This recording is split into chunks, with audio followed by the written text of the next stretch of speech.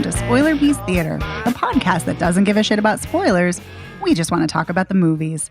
My name is Megan Kearns. I'm a contributor to Edge Media Network and a member of the Boston Online Film Critics Association. My name is Dave Riedel. I write sometimes for Salt Lake City Weekly, and I too am a member of the Boston Online Film Critics Association. And my name is Evan Crean. I'm co-chair of the Boston Online Film Critics Association and co-author of your 80s movie guide to better living. Yeah, you are. Always and forever. So we're kicking off this show. We normally do what we like to call our bullshit topics to open the show. You're kind of mid-conversation with us. Kind of feels like you're here with us, or what we hope anyway. But we are eschewing that for this episode because we are recording on January 6th, and it is an unprecedented day, unfortunately, and sadly, and infuriatingly, because there was a coup attempt at the Capitol building where terrorists not even tried to destabilize the country? Yes, I don't know. Exactly. I was like, not even tried to. They broke in. Yeah. It was violent. It was disgusting and appalling. And so we didn't really feel like making a lot of jokes. So we're just jumping in. Yeah. I mean, that won't stop me from making jokes later. But I didn't really feel like talking about vegan cheese at the top of the show. Vegan cheese I guess is the point. But yes. You have said that before, true. Seriously. But yeah, it didn't feel appropriate to be yucking it up right from the get-go. We wanted to acknowledge that this happened today and that we are people first and film critics second. And although we're not overtly political show, we acknowledge current events here and we empathize with those who have probably been feeling very similar to us today. Very high anxiety, very anxious, glued to the news. That's been us. And we want to let you know that we're right there with you. Well said. Yeah, better said than I could have. So, yay. Yeah, thanks. we don't. It's true though. We're not very political on the show always, but I think each of us is an incredibly political person, and so it is always important. I think to acknowledge it and talk about it, even if it's just briefly. So, well said, Evan. So, Thanks. Of course. So on that note, we are going to dive into movies. And we have 3 films that we're going to be talking about this week. We're going to be talking about One Night in Miami, Herself, and Shadow in the Cloud. So those are the 3 films that we're kicking it off with. And before we actually jump in, we do want to take a moment to mention that on our Patreon episode this week, we are talking about Joan Micklin Silver's film Hester Street. So if you're a patron, go check it out. And if you're not a patron, maybe consider becoming one so you can check out great content like that. Yeah, I agree because what other podcast is talking about fucking Hester Street? Come on. So. Good point, but they should be because it's a great film. So for the first film we're going to cover, we're going to be talking about Shadow in the Cloud, which is a fantasy horror or has some horror elements action film starring Chloe Grace Moretz. And it is directed and written by Roseanne Liang. And we'll get into the writing in little bit. But this is a film where Chloe Grace Moretz plays Maud. She is a flight officer in New Zealand who is transporting a top secret package, and she is getting on a flight. Her flight out of New Zealand is on a B-17 bomber with an all-male crew. Very quickly, the male crew, most of them, aside from 1, maybe 2, they basically sexually harass her, taunt her, undermine her, when it's very clear she knows what she's doing and she's very capable. And what's interesting about this film is that most of it takes place in a gunner turret, kind of so she's pretty in a very enclosed small space, and she's got, obviously a window so she can see out. But most of the film is her talking to the crew over radio. And it's really, really interesting that it's framed that way, and that's the bulk of it. And this film is kind of bonkers, and I thought it was great. I thought it's a lot of fun. It's incredibly well paced. The film moves like nobody's business, and it is a period film taking place in World War II, but it has a really great 80s-esque synth score. Ooh. And yeah. You've sold Evan already. All right. Yay. I already spoiler pieced you into it. I love it. Yeah. It's by, I'm probably not going to pronounce this correctly, but it's Mahua Bridgman Cooper. And the score is just really great and really captivating in kind of a way that I think of most horror films being scored as. So yeah, like I said, it definitely has those horror elements. Yeah. And Chloe Grace Moretz is really fantastic in it. And the way the film unfolds is, so Chloe Grace Moretz is an American actress, but she's got a British accent in the film, and she maintains that she didn't take the package down with her in the like gunner turret area because it's too tiny. And so there's one of the crew members, he's hanging on to it, and she's very worried about that package, and she keeps telling them, do not open it. And she's got papers where there's a general, someone higher up than them, who says absolutely under no circumstances are you allowed to open this package. It's top secret. So, which is the only reason they don't open it at first. And they keep undermining her. They ask her questions about her background, and they basically think that she's just delivering goods and that she's not really a soldier, and which is a really kind of interesting thing, especially at that time, like thinking about, the undermining of women and how even though they, were contributing to, the war front, they still were not considered actual soldiers, which is just a really, really interesting element of it. And, she has a great comeback, and she talks about how, which one of you has flown all these hours and has flown by themselves, and like, well, I've done that. And she starts to see things pretty early on in the film. She starts to see, not only is she seeing Shadow in the Cloud, which she is pretty convinced is a Japanese fighter plane, which the male crew insists is not possible because they don't have that range to be flying this far out. But she also starts to see something on the wing of the plane, very, very Twilight Zone, Nightmare at 30,000 feet-esque. Yeah. The film also opens with a really strange kind of comedic cartoon about gremlins and about gremlins being in planes. And it's kind of a weird way to open, but the film is actually about gremlins because there is a gremlin on the plane. And yeah. Well, this is one of the things that one of the reasons I wanted to see it, and I'm kind of bummed I didn't, because as I wouldn't say I'm a student of World War II history, but you read about British, the Royal Air Force, and you read about gremlins a lot, so gremlins and not the fucking Joe Dante gremlins. So yeah.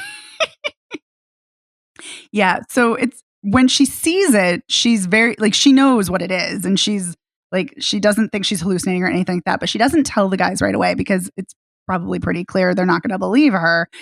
But it's also very clear that she's very well adept at using a gun, because she does have to use the gun to attack what does turn out to be a Japanese fighter plane. But she also, things start to kind of get different. Her voice changes, and she no longer has a British accent, and she has an American accent, and they obviously become suspicious, and they're like, wait, who are you? And so this starts to unfold, like, who is she really? What's really going on? And it's really tense conversation. And then they decide to open the package, and inside is a baby. Oh, okay. Not what I was expecting. Nope. And the whole thing is a ruse, and it's just so she can transport her baby out of there. And she tells them that she had an abusive husband and she needed to get out of there because her husband was also in the military and also found her. And so she was like, I'm not going to derail my career. I'm not going to, be in jeopardy and endangered, so I had to get out of here. And come to find out that one of the crew members, the one who's been watching the package, is the father of the baby, and is one who has been, and that's why he's been keeping such a close eye, because he knows what's in the package. So, yeah. So anyway, yeah. And so you've got that kind of tension going on with her tension between the crew. You've got the gremlin trying to tear shit up on the plane, and she's trying to, because the gremlin's trying to get into where she is and is trying to destroy the plane. So you've got that happening. You've got the Japanese fighter planes happening. So there's like a lot going on in this. It's really kind of a frenetic pace. I just was really into it. I was along for the ride. There's a really great scene where the camera kind of spins and Chloe Grace Moretz's Maud is doing some kind of ridiculous things. Like she's climbing under the plane and she's like got her feet up and she's like holding on to like these little like crevices in the plane. But because she's upside down, but it looks like she's right side up. Anyway, there's a lot happening here. But Roseanne Liang, who directed this, and in the credits, it looks like she co-wrote the film with Max Landis, but she actually rewrote the script from Max Landis's script because after he was charged with sexual harassment harassment came, like, I don't know if he was actually formally charged, but when it came out about sexual harassment or sexual assault, I can't remember. I think it was sexual harassment though. He was gone from the film, but but the way the production went, he still got to have credit on the writing, but she rewrote the script. And I love that she essentially retold his story through this very feminist lens. And it really is kind of this unbelievable story because there's a lot of ridiculous things that happen in the film, but also just a really compelling one nonetheless. And yeah, I thought this was so fun and just really captivating and just a blast. I really enjoyed it. Huh. Sounds good. Man, you've intrigued me. You've spoiler pieced me into wanting to see it. Yeah. Well, you know what's interesting about it? I can't talk about the movie itself. I was reading some of the reviews, and it seems like it's getting some good critical notices, but audiences seem to think it's crap. Yeah. I don't understand. Fuck audiences. I mean, there are some ridiculous things that happen, like towards the end of the film, like the plane, there's like a ridiculous landing of the plane that she does with one of the other crew members. And there are several of the crew, some of the crew die due to the gremlin or due to being shot by the attacks, but some of them do make it to the ground. But then the gremlin has somehow survived. And then there's like this ridiculous one-on-one fight that she has with the gremlin that I found really unnecessary and kind of really ridiculous. But at the same time, like the gremlin has continuously tried to steal her baby. So, you can, I guess, chalk it up to that she's really pissed off that this gremlin is continuously trying to steal her baby. But yeah, I mean, I don't care if people don't like it. I don't care if audiences don't like it. I thought this was fun and I really, really enjoyed it. And like I said, I like the feminist touches that are happening through the film. And I always like that. I always like when there's kind of a broader social commentary happening, particularly in a film that you might just chalk up as like, silly or campy or pulpy or something like that. And so I really appreciate that. And like I said, this moves and is really engaging. And it kind of reminded me of, the film we watched last year, Joseph Gordon-Levitt starring in the film 7500, and it's a really intriguing, or maybe not intriguing, but it's really fascinating I find it intriguing to see how filmmakers deal with very confined spaces, when they're telling a story. And I feel like this was done incredibly well. Yeah. I love when a movie makes good use of its space, especially when that's a very small space. Yes. Exactly. So, yeah. So I dug it. Well, cool. You spoiler pieced me into it. God Yay! Damn it. Fucking should have watched it. You should have. Yeah. Yeah, but who knows? Maybe you won't like it. But sorry. I think you should watch it because I think it's great. But all right, let's move on to our next film, which is the Claire Dune, written and starring film directed by Phyllida Lloyd herself. Herself is the name of the movie, not Phyllida Lloyd herself. Yes. That is true. Yes. Thank you for clarifying that, Dave. The name is herself. And I know we don't normally do this. Maybe we should start doing this. I don't know. But I'm a big proponent of trigger warnings. And I would say this whole movie and this conversation are going to be one giant trigger warning for talk of abuse, domestic violence. So listeners, if you need to skip ahead, we totally understand, because this is a tough you'll one. Find the time code for the next movie in the always there in the episode description. Yeah. Yes, exactly. So this is a film about a woman who is a mother to her 2 small daughters, and she is in an abusive marriage. It chronicles her trying to get away from her husband, but still being enmeshed in the court system because of custody, and she doesn't have housing, and she lives in a hotel with her daughters. And then through her research, and then through the kindness of the woman who she is a cleaner for, she has the ability to build her own small house in the woman's backyard. And so she embarks on that. I thought it was great. I mean, it's a tough film to watch. It really explores trauma and abuse and PTSD in up close and personal detail. But I was really plugged into the story. I thought the performances were all really great. And I mean, the house building process and getting everybody together to build the house, I thought was like a really, I don't know, it was this really sweet aspect to the story. And I loved all the supporting characters and how they all came together to help this woman build a house. I'll co-sign that. I'll try sign that. I thought that, there movies that are about domestic violence, I mean, there's the gamut, right? But I feel like there's a tendency to make them so bleak that you just want to die at the end of it, or kind of like, oh, everything worked out. Whereas this movie kind of finds a middle ground.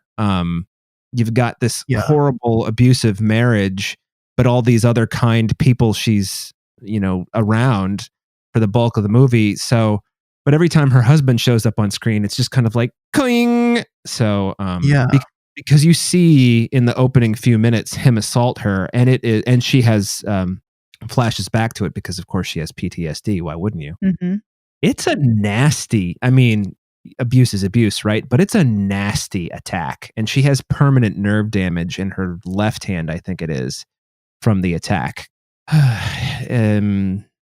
It's rough. It's hard to watch. Yeah, it's the fact that it also happens in the first 10 minutes too, which is really brutal. Yeah. And it's funny. I didn't read anything about the film. I didn't actually know what it was about going in.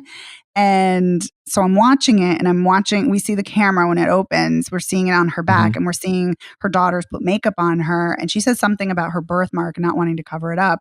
And before we even see it fully, I'm like, oh, she's abused. I got that instantly, because when you have, bruises on your face, you want to cover them up, and, the whole makeup process. And so it's interesting that she doesn't cover it up, but 2, it immediately immerses you and kind of sort of prepares you for what's going to happen. Although it still was not, I was not prepared, because it's incredibly upsetting, of course, and it's incredibly triggering. But yeah, but I also, like you guys, I found this incredibly moving. I think this film would not be, first of all, I have to say, I think that, she's only done a few films, but I think this is Phyllida Lloyd's best film, far and away. This would not be the same film without Claire Dunn, not only her writing, but her performance. And as I'm watching this film, it was very clear to me, and inaccurately so, interestingly enough, but it was very clear to me that it was written by someone who had very intimate knowledge of domestic violence and intimate partner violence. But actually, and unless she just hasn't come out with it, Claire Dunn, it was not a personal story. The story was brought about because her friend became homeless and had to deal with all these housing difficulties. And she thought, oh my God, that sucks. We need to talk about this. We need to have a conversation and a story about this. So she started writing. And then in an interview, Phyllida Lloyd talked about how she was doing a Shakespeare production, an all-women Shakespeare production in women's prisons, and Claire Dunn was in that production. And they kept talking to women who were in these prisons about abuse that they had endured. And so that kind of fueled it too. And then Claire Dunn worked with Women's Aid, which is a domestic violence, I believe, organization in Ireland. And so I say all of this to say that it's very, very clear that she did her due diligence and did her research and really talked to people, because my favorite scene is when, actually I have two, and one is when she's in the courtroom and she's like, her husband is there and she's fighting for custody because her daughter got injured on the job site of the house building, and her husband's trying to sue for full custody. And she talks about how you're making it out that I'm a bad person and a bad mother when you all know what he's done. And you bring me in here and you put me through this and you ask me, why didn't you leave him? And you never ask, why didn't he stop? And because it is the number one question that as a DV survivor, you are asked repeatedly, why didn't you leave? And it's like, go fuck yourself. That's not the question to be asking. Ask, why is the abuser abusing? And so I love that it's talked about. Yeah. It's such a great scene. And then I also sobbed at the scene when the woman who's giving her the yard, she's telling her, you're building a home for your children, you're working day and night. And she tells her that she's a good mother because she listened to her daughter's needs, because her youngest daughter saw what, her shitty father did. And so she doesn't want to ever see him at the visits, and her mother doesn't make her go, which causes blowback for, Sandra, the mother. But she clearly is a good mother because she listened. But yeah, that scene, I was just sobbing uncontrollably. Yeah, that is a great scene. I mean, the whole like pep talk in the bathroom that she gives her, when they go back, before they go back into the courtroom, it's a really moving scene.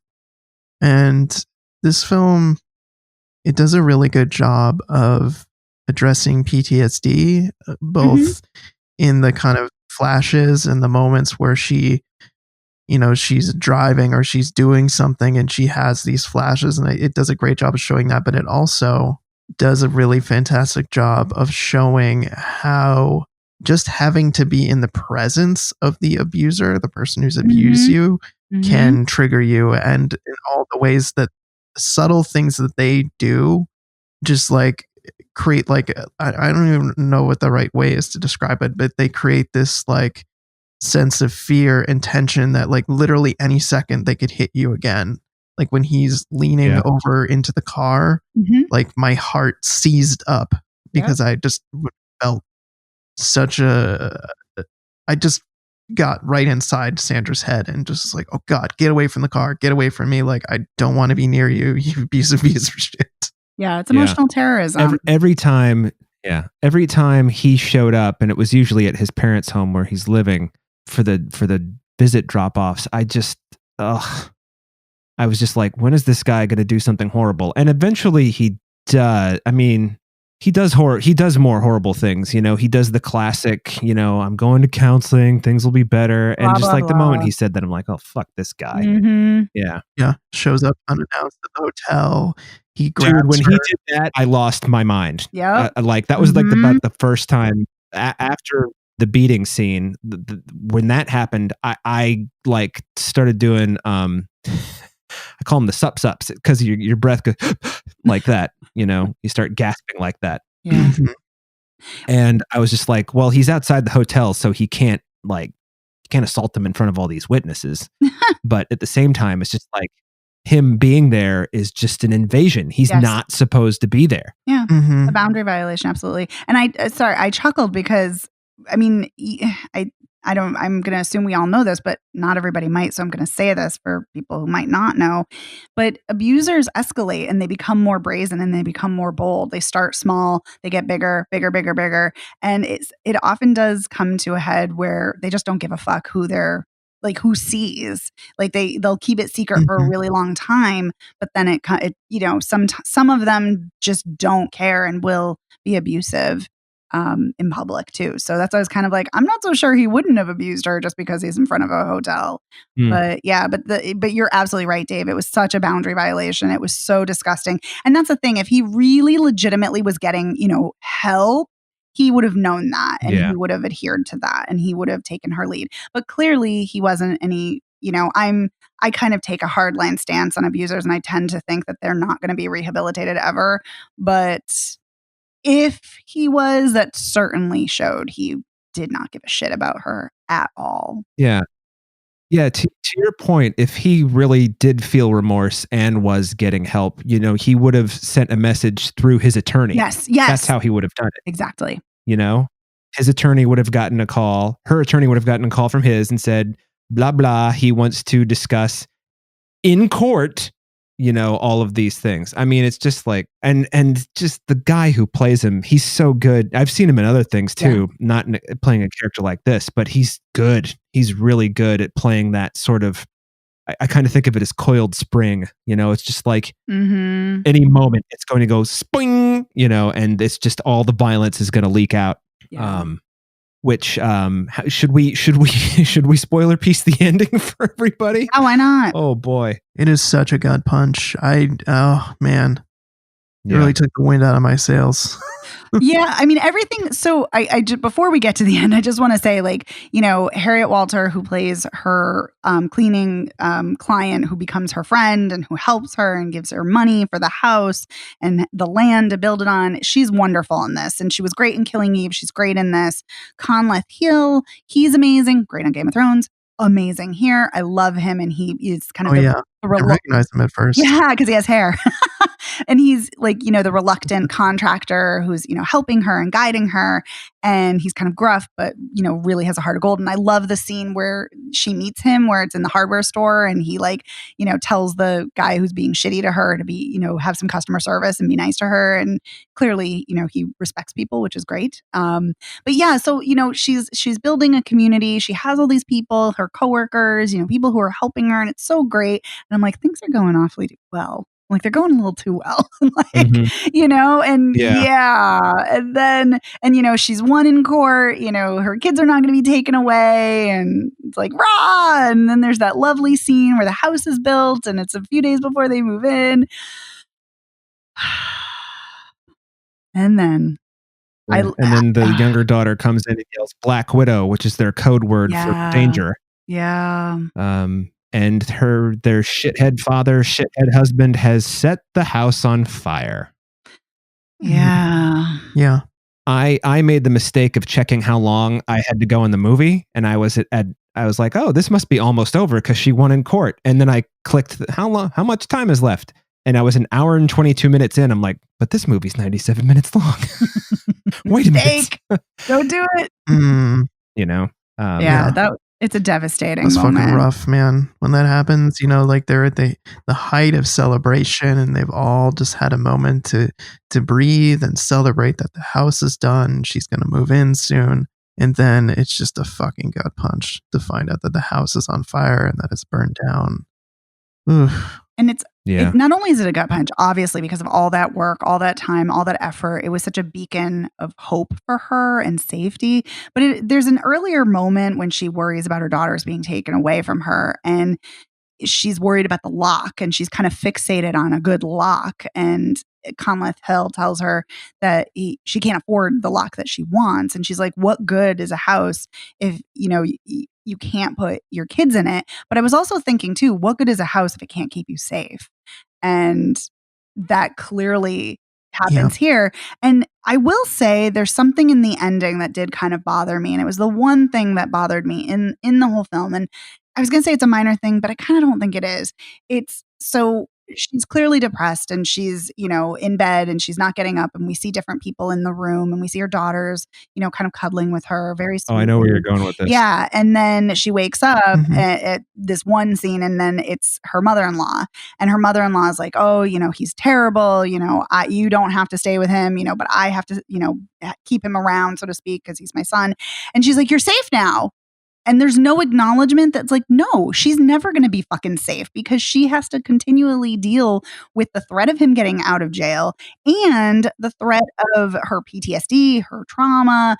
I mean, that's the thing, is it doesn't just end, obviously, but it doesn't just end when you leave an abusive partner. And I say this from experience.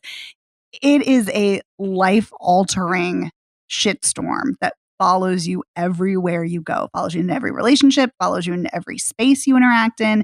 And, it sucks to say that, but it's true. And so I was so bothered by that I wanted her to say, I'm never going to be safe. But maybe that's too, depressing, too bleak when we've already had the fire and the house burned down. I don't know. But Yeah, but it did. I wanted some kind of acknowledgement that even if he is in prison, it's still not, quote, over. Yeah. I felt like that scene. I didn't like it either because I just the whole idea that one of her in-laws would fucking be there. I was just like, gross.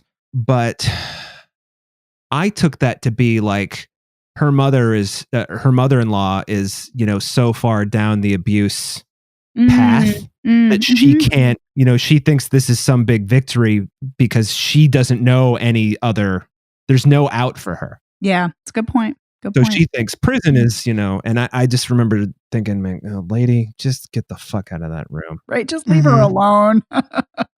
Right, because there's almost an element of trying to make her feel guilty, like, oh, you're free, but I still have to live with my abuser. Yes. And it's like, it's frustrating too after she's just gone on and been like, I always knew something was wrong with this kid. And, he saw his dad doing it, and I always knew that he was like a bad seed, basically, but he's my son, so I didn't really do anything about it, even though I knew I should have. It's like...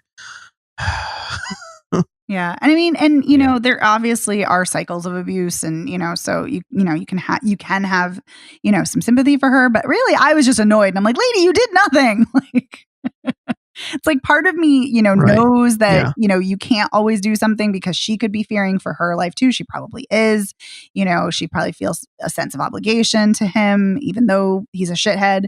But at the same time, I'm like, really? You did nothing? Like, come on. But man, this movie, it's incredibly well acted. I think it's incredibly well written. I really, really, I feel like liked is the wrong word because I didn't like watching it, but it is such a well done film. It's really fantastic. Whew. But yeah, good God. I will just say this, that I had to crawl into bed and basically spend the rest of the day in bed after watching this. It's a tough watch. That's fair. It is definitely a tough watch. It takes a lot out of you. So just be warned to listeners, it's worth watching, but just know that it might take a lot out of you. Yeah. Watch it at night right before bed, because then you can just go to sleep and hopefully you won't have nightmares. Who knows? Hopefully. Good God. Yeah. And if you're not watching it at night, I was going to say, leave a little time for something fun. Yeah. I was going to say that too. Like, have some, watch it at night, shows. have a glass of warm milk, maybe play a few hands of euchre with someone you like, whatever. So euchre, a card game. Thank you. I was specific to the Midwest. I don't know what euchre is. Thank you. Yeah, me neither. Evan, I can always count on you, my Connecticut brethren. Yeah. You've heard of euchre, so it's a card game. If you guys like card games, you could look it up. Unfortunately, you do need you can play Cutthroat, which is not very fun. It's better to do it with two teams of two. So do it that way. All right. Good to know. Do we have any final thoughts about herself before we move on? No, not now. Yeah. Anyway, I was going to say great performances, but I think I already said that. But anyway, yes, well-made film, but needs some kind of cleansing afterwards, so you're not a disaster mess. Or, yeah. I don't have a better segue. Our final film of the show that we're going to be talking about is One Night in Miami. Regina King's, the amazing, the fabulous, the wonderful Regina King, her directorial debut. Yes. Has Aldous Hodge as Jim Brown, Leslie Odom Jr. as Sam Cooke, Eli Gorey as Muhammad Ali, or as Cassius Clay, because this is before he became Muhammad Ali, and Kingsley Ben-Adir as Malcolm X. And this is written by Kemp Powers. He adapted it from his own stage play, and it is a fictitious meeting of these four titans of history, sports, music. Yeah. And it basically follows their literal one night in Miami. Rights. Civil rights. Thank you. I knew I was forgetting something. Thank you, Dave. The most important one, arguably, civil rights. Thank you. Yeah, I wasn't going to say anything, but yeah. No, most important you one. should. That is an important one to chime in on. Thank you. Well, I'm going to say, just off the top, I'm going to get the silly point off the top. Every time I hear this, I can't help thinking One Night in Bangkok. It's just when I hear One Night in Miami, a song starts playing in my head. That said, I think this is a really great directorial debut for Regina King. It's I don't love the movie. I think that the movie overall, I think, has some flaws, but I think it's really well done from a directorial standpoint. Like, it's a really self-assured debut, and it looks great, and it's like, it's just shot in a really interesting way. And there's some, I think, some mixed levels of performances in the film, which I think is probably, for me, its biggest issue. And maybe some of the writing isn't fantastic. But overall, I think this is a really sharp looking film, and I'm excited that Regina King is starting to delve into directing. Interesting. Can I make what would only be described as an Evan joke? Sure. Don't make me spend one more night in Miami. Oh, that was an Evan joke. Yeah, it was. I mean, it's not a bad movie. I don't want to put it in the Mank category, but I think my big problem with it was, one, I'm sorry, listeners, if I beat this dead horse, you can tell that it's a photographed play, that it started life as a play. Although I will say Regina King does vary up the staging, and she moves the actors around a lot, and she does get them into different locations in the hotel. So that is good. It doesn't, it feels less like a photograph play than most plays do. But I had a problem with, my biggest problem was with Kingsley Ben-Adir's performance as Malcolm X. I was just like, I just don't believe you as Malcolm X. Because I know what he sounds like. And I thought that Aldous Hodge was great. Oh, he's always great. Yes. Love him. I thought that Eli Gorey was great. Yep. And I thought Leslie Odom did a fucking great Sam Cooke singing impersonation. Sure did. I thought it was Sam Cooke at first, and then I was like, oh wait, no, it is Leslie Odom Jr. because I know his singing voice too. And I thought he was really good. I thought I think opening, I can't remember if this is the opening scene or not, but it's when Aldous Hodge as Jim Brown is on the porch with Beau Bridges. Oh my God, that scene. And the way that scene ended, I was just like, oh my God, this is that movie. So I wasn't really, I knew it was going to be, these are 4 historical important figures in their respective fields and also in civil rights, but I didn't really, I didn't read anything about it. I didn't know what it was about, because you know me, I don't read about movies before I see them. I'm not going to get into that again, listeners. But so when Beau Bridges drops the N-word at the end of that scene after being almost obsequious in his conversation with Jim Brown, I was just like, oh my God. The fact that he was so praising of Jim Brown, he's like, oh my God, you're such an asset to Georgia. And, and he's talking about people being racist, and he's talking about like, you're amazing. You're such an amazing, football player. You're so inspirational, blah, blah, blah, blah. And he's like, we don't let the N-words in the house. And I'm like, oh my God. And then it all makes sense as to like why his like granddaughter or daughter brings out like the iced tea or the lemonade or whatever it was to the porch, and like it all makes sense. But the way it's framed and shot is done so well. And by the way, I agree with you, Evan, about I loved the cinematography. Tammy Riker's cinematography I think is really fantastic in this. And I also agree. I think Regina King does a really great job directing, and I think she gets really great performances out of almost everyone.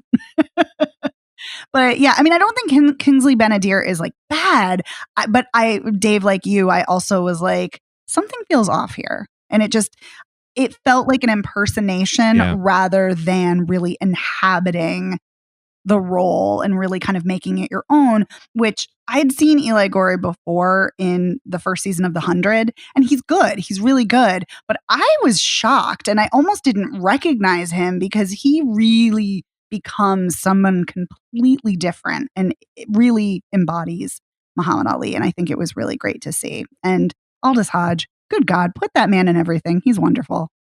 Not only is he wonderful, but he's nice to look at too. So there's that. Well, there is that too. I mean, yeah. And I also liked how Jim Brown, because when you watch Jim Brown, I don't know anything about his football career, but when you watch him act, I really felt like Aldous Hodge nailed that sort of serious look that Jim Brown gets on his face in movies. And I also liked how he was a little bit of the outlier of the the four of them, rather, in the he was voice of reason isn't the right phrase, but what I should say is, basically what the movie is about is Malcolm X encouraging Jim Brown, Sam Cooke, and Cassius Clay, later to be Muhammad Ali, to take a more public role in the civil rights movement. And it's like Malcolm X and Sam Cooke get into it in the movie, like really kind of just angry at each other, and Aldous Hodge is like the one where you see an act of overt racism perpetrated on him in the movie's first 5 minutes, and yet he's the one who's like, everyone calm the fuck down. I don't know, I just thought that was an interesting dynamic. Yeah, he did play kind of like a peacekeeper role. I was going to say the same thing, Evan, but not only the peacekeeper role, I was also thinking he's kind of the glue that seems to bind them together. Maybe because he's the peacekeeper. Yeah. I also appreciated how they were all looking for ice cream. I wanted to just mention that. That was funny. So. It's like, all that got is vanilla. All right, man, that's fine. Vanilla, okay. Yeah, will you calm down and come eat some ice cream? I think he says to Malcolm X at some point. He does. Yeah. But I think what I do. I know you guys, had issues, or I think Evan, you had issues with the writing, and I didn't have so many issues with the writing. What I do think is really interesting is this tension, this notion of how activist do you need to be? And I am not a Black person. None of us are on this show, of course. So it's a very different kind of fight. But, fighting for, racial justice and civil rights. But at the same time, like extrapolating it to other, forms of social justice or thinking about it, it's like, how activist do you need to be? Because, clearly Malcolm X is very militant, throughout this film and in real life too. And, trying to, get the rest of them to use their, platforms to speak out, which is a great thing and is super important. But you do get the sense from the film that he like never stops. Like he never takes a moment to, just breathe, just eat some ice cream. Well, I think someone even says to Malcolm X, "You used to be fun." He used to hang out and be a chill guy. You weren't always like this. Yeah. And I also liked that, and I don't know when this happened, Sam Cooke died not long after when this meeting was supposed to take place. The movie ends with him singing "Change Is Gonna Come." Yes. So, because it's kind of, Malcolm X is just like, dude, you're Sam Cooke. Let's, hey, you got a big platform. And he's like, you don't know what the fuck I'm doing, man. And then the movie ends with him singing a very, personal story about race and his life. Anyway. Yeah. Wish there was more Aldous Hodge. Totally. I do think it's interesting that we do see each of them and how before they all kind of come together for this meeting, we see them, 6 months earlier, and we see each of their interactions where they're facing racism or they're facing some, racist interaction. And it is interesting that Leslie Odom Jr. as Sam Cooke is, kind of not as, for lack of a better word, militant. I hate that word, but I can't think of a better one right now. But at the same time, he also faced, obviously racism, when he's performing at the Copacabana and he had some mic issues and had some problems, but would the crowd have been as unsupportive to a white performer? Probably not. And, it's interesting seeing the different kinds of racism that they're facing. And like, we see Malcolm X, his house get attacked and, he runs out into the street with a shotgun and it's like, Jesus. And, it's just, yeah, I like that I like that the film shows us those different, that racism takes different forms. Yeah. Well, it was nice to see that Regina King is obviously a good director and will, I hope she keeps making movies. I've always liked Regina King, and I don't know if I ever thought, when is she going to direct something? But now that she is, I'm like, I want to see what she does next, because she definitely, as you both were saying, she and her cinematographer worked really well together. And a lot of good camera movement that does break up the action and make you forget that for 2/3 of this you're in one room. Right. And she gets them out of the room, and then she gets them back in the room, and then she gets them out of the room, and it's well done that way. I also want to point out, by the way, that we haven't mentioned Lance Reddick in badass mode in this. Love him. Yes. Thank you, because Lance Reddick is amazing. Yeah, he is. I feel like, though, like this is the kind of character he's more known for. Sort of a tough guy. I always like to see it when he plays someone very different from this, but it's always great to see him no matter what. So he plays one of Malcolm X's bodyguards. Yes. Yeah, he was great. Yes, exactly. In Sylvie's Love, when he's like the sweet dad, I loved that. Yeah, and also Michael Imperioli doing a pretty good Angelo Dundee. So, who was Cassius Clay / Malcolm X trainer for a long time. So Michael Imperioli is always great. Yeah, it's always fun when he shows up, and he's so unique. He's the only person who looks like him, and so when he showed up, the first time you see him, you're pretty far away from him because it's during a clay fight, but you're away from the corner. But you just catch his profile, and you're like, I'm pretty sure that's Michael Imperioli. And I call the silhouette of Imperioli. Yeah, a profile in Imperioli. Yeah. I know we were kind of critical of Kingsley Ben-Adir's performance. I do, however, think that this is a really fantastic ensemble, and I do think they play off of each other really well. And I kept thinking, like, I'm not sure what he could have done to kind of feel a little bit more authentic rather than feeling like he was impersonating, Malcolm X. But overall, I think this is a great ensemble, great acting, great direction, cinematography. Yeah, I enjoyed this.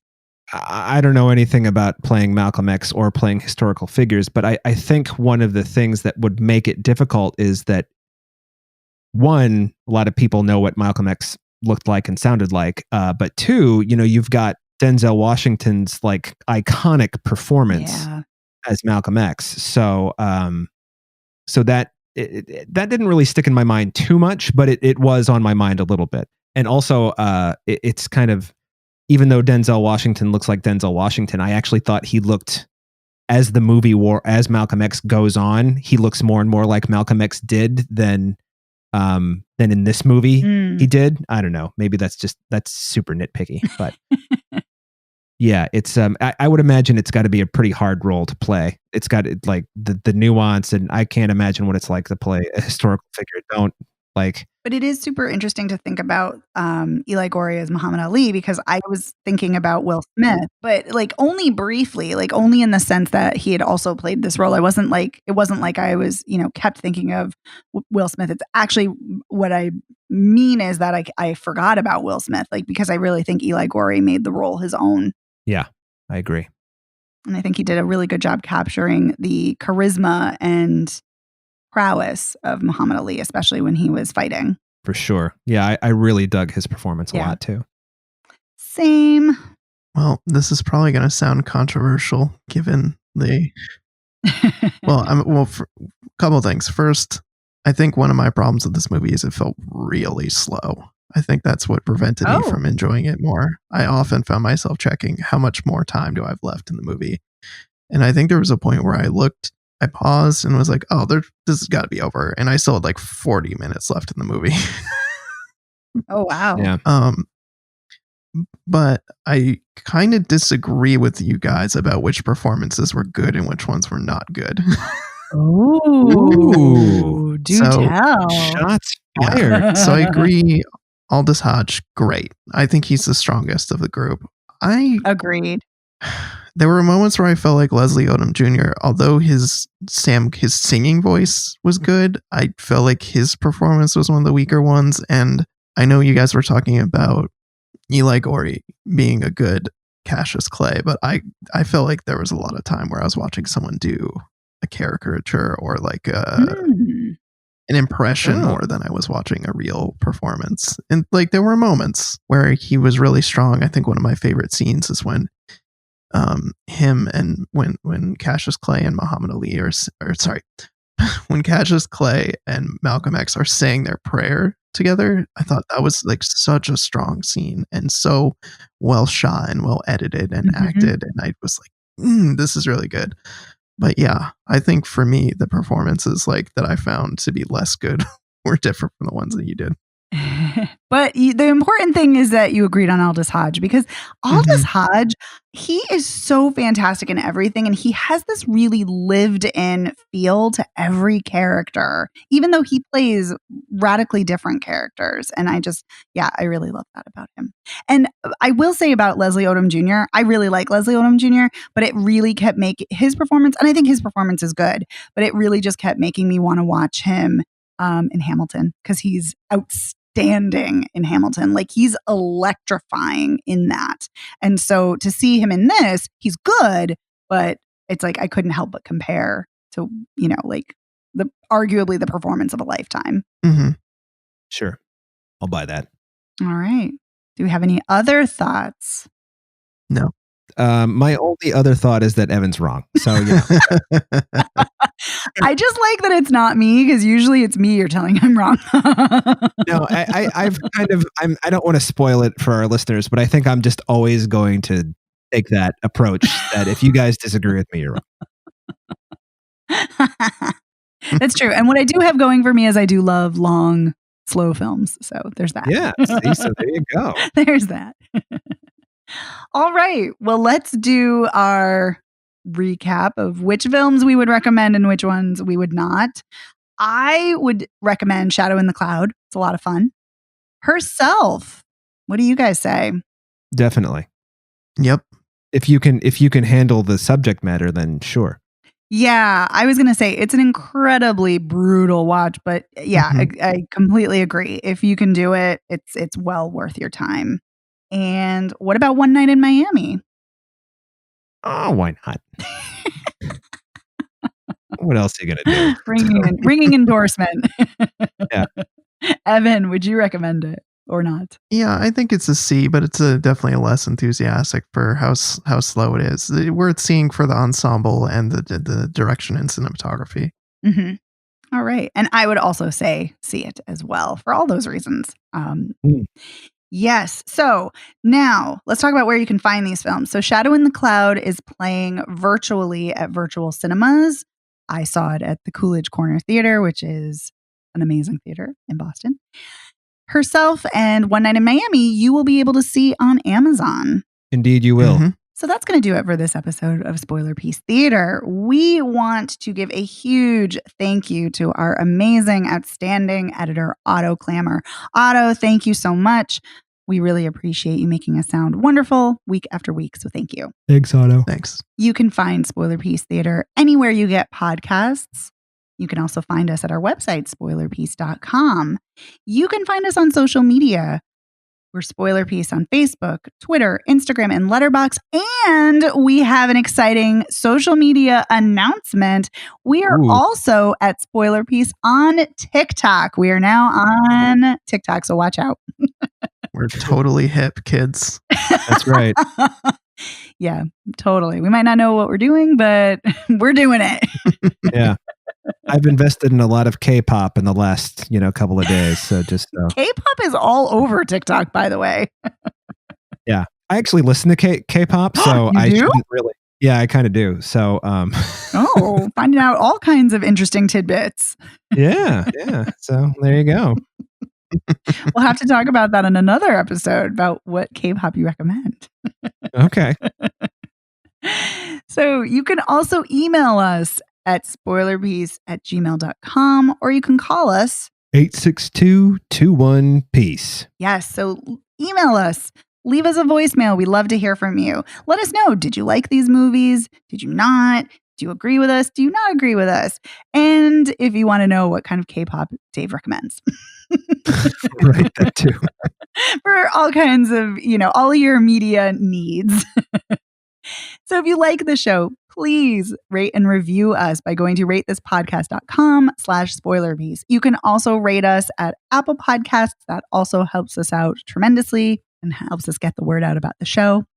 And if you really, really like the show, please join our Patreon. This week, as we said at the top of the show, we talked about Joan Micklin Silver's great film Hester Street. And you can listen to that if you become a member for $5 a month.